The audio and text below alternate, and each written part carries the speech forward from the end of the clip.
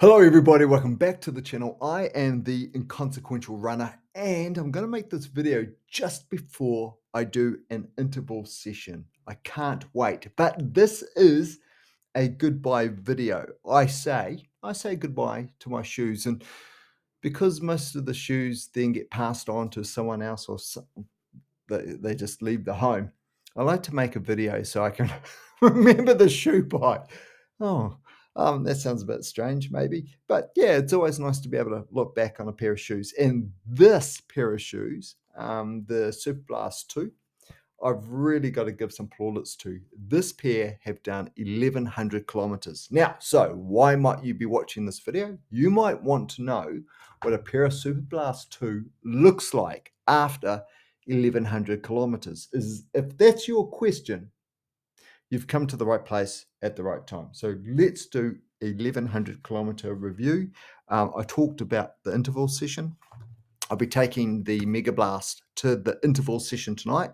So I'll be putting I'll be putting the Mega Blast through the paces. So when I come back to do that review, and if you saw my last video, you saw my quick review on the Mega Blast as I just had finished a 10K run. Okay, what I do want to say actually, just before I put the shoe down, is I ran over a lot of stones, a lot of loose stones sitting on top of the road. And when I look at the exposed midsole, where there's no outsole coverage, it looks fantastic. It does not show any effects of running over the stones. Now, the reason why I raised that point is I started using this Superblast 2 on a lot of gravelly runs. So there's a park run that I go to, and pretty much it's gravel all of the way. So I've run over, I'll be over 100 kilometers on gravel. And when you look at the midsole, again, the exposed midsole, it's in really, really good nick. Now, I know you can see some lines and stuff like that. Those are just creases. There are no tears. Oh, no, there aren't.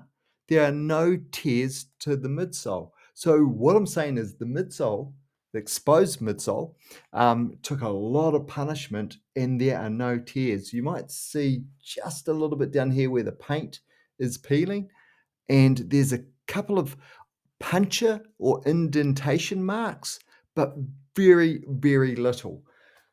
And that is the only place on the shoe where there's wear after 1,100 kilometers. If you look inside the upper there, around the heel cup, there it's, I don't know if you can see it there, but it's getting a little bit threadbare. But when I say a little bit threadbare, I'm not saying it's only got a little to go and then it's going to burst through. I'm saying it's probably only about half worn. 1,100 kilometers. Otherwise, rest of the upper, as you look around it, there is no points where it's given way, all the way to where it meets the upper meets the midsole. There's nothing, no holes on either shoe. The midsole, now, talked about the exposed stuff. So how does it feel after 1,100 Ks? It still feels great. 1,100 Ks is 6,000, calm down, mate. It's 660 miles. For those of you that don't want to get out the calculator, well, thereabouts, give or take a mile. The midsole still feels great. So I'm going to, even though this is a goodbye video, I'm going to still wear these every so often. Okay, so you're going, hey, you're asking me why? Well, why is this a goodbye video if I'm still going to wear them? Because I have got two other pairs of Superblasts. Superblast 2's. You saw my Superblast 1's yesterday, which have been retired. Superblast 2, and then my other Superblast 2. So I'll just be rotating between these two. This one's done about 200 kilometers. This one's done about 400 kilometers. So when you consider, I should expect, see you guys, should expect 1,100 kilometers out of them. I've got a lot of Superblast miles to go, and I've got those Mega Blasts. I'm going to run them into the ground. We'll see what the value is for those and how far we get out of those. So again, high level, 1,100 kilometers. Upper is absolutely fantastic. Barely any wear, anything and the uppers just in the heel cup. The midsole still feels great, as good as the day I bought it. Do you know what? I'm going to say yes, and I'll tell you why. Because when I put this one on and then I jump into the other two, I barely notice a difference. It's still the foam feels great. Now, but where there is wear, so I showed you the exposed midsole, where I tend to scuff, and it is a small scuff, is here on the lateral side of my left foot. And you can see, is that going to zoom in nicely? It's still a bit blurry, but can you see how a little bit of the outsole's just been sort of ripped away there? So it got thin enough to get ripped away, where you can see on the lateral side of my right foot there, that it's still got a little bit of coverage there. So no biggie. And look, there's still enough coverage here to keep this exposed midsole protected. So it is still runnable, but that's what it looks like after 1,100 kilometers. You can see a little bit of wear up here, not so much on that side. So you can see my left foot, there's just a little bit of something going on there. To be honest, I think my left leg's stronger than my right leg, and I think that's what the big part of the difference is. Need to get that sorted. But that is it. That is the Superblast 2. So I know it is an expensive shoe, but if it works for you, whoops, I'm bumping everything, aren't I? If it works for you, it is a good value shoe, because you should expect, unless you've got a really pronounced scuff in your running style, you should expect 1,000 kilometers out of it too, which makes it a great value shoe. So that's it. The Superblast 2 in this particular Paris colorway. It's been a fantastic shoe. Thank you very much. That's it. Boom. Now, I know that we do have to ask questions about value.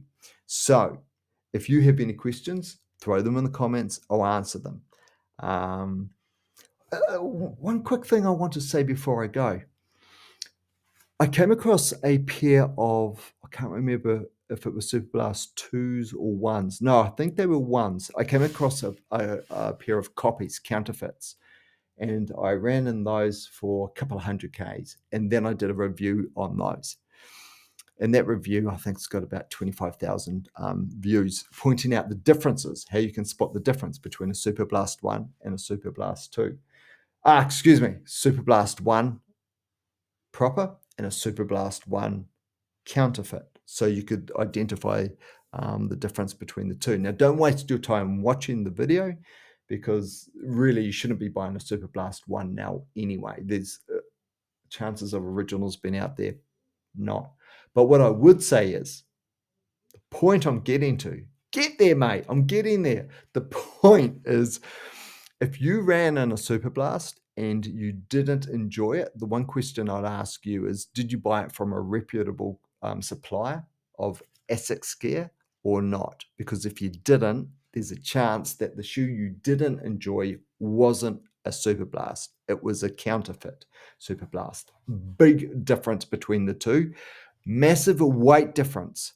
To be honest, I think when people sell their shoes secondhand online, there should be a photo of one of the shoes on scales so you can check the weight, because that's the biggest, probably the single safest way of determining if a shoe is the actual shoe or a counterfeit. The biggest difference is in the weight. And I think there was like an 80-gram difference between the Superblast 1s and the counterfeit Superblast. 80 grams. That's massive. And then, of course, when you get the shoe, you've purchased it, you've seen the weight, you weigh it. If it's not what they sold you, then you know that you've been conned. But get it from someone reputable. And if you didn't like the Superblast, that might be the reason why. Okay, let's do a wrap on this. Boom. If you have any questions, let me know. Drop them in the comments. Otherwise, I am going to start my warm-up at home before I head off to the session. So what does that look like for me? Just limbering stuff through the legs, so almost like an active yoga with leg swings, using a band and doing clamshells, and then a gentle 4K run, which will get me to the interval session, and then we'll warm up with some drills there, and then boom, into the interval session. and back home. It's usually anything between 12 and 17 kilometers. No idea what it's going to be tonight. I'll let the coach dictate how long the session is in the middle. Anyway, I'm rabbiting on.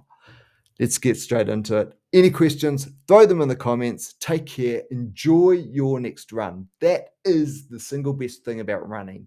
You can define it the way that you want to define it for yourself. So if you're a run walker, that's your form of running. If you just like to do short distance stuff all the time, that's your form of running. If you're someone who just loves to eat a lot, so you go to ultra marathons, so you can just run, stop, and eat heaps, that's your form of running. Don't let someone else's form of running dictate anything to you. Invent or design your own form of running so you enjoy it the most. That is it. Catch you in the next one. Enjoy your next run. Bye.